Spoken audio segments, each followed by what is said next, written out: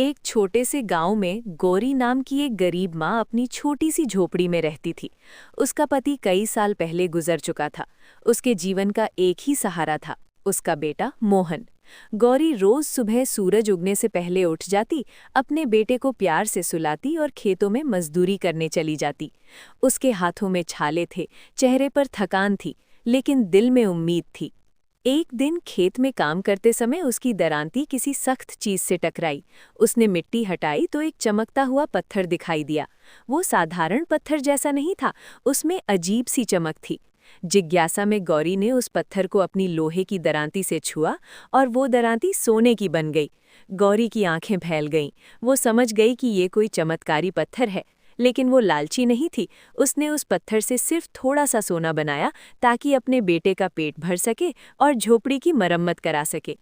धीरे धीरे गांव में ये खबर फैल गई। लोग हैरान थे, कुछ खुश थे, कुछ जलन से भरे हुए। आखिरकार एक दिन पुलिस गांव में आई और वो पत्थर अपने साथ ले गई।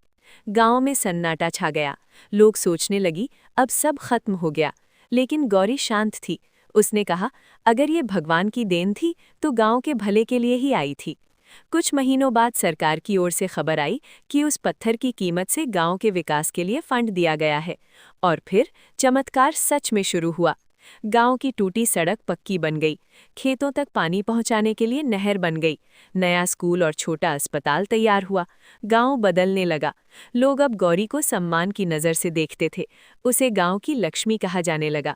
इसी दौरान रमेश नाम का एक किसान, जो पहले से ही गौरी की सादगी और हिम्मत से प्रभावित था, अक्सर उसकी मदद करने लगा।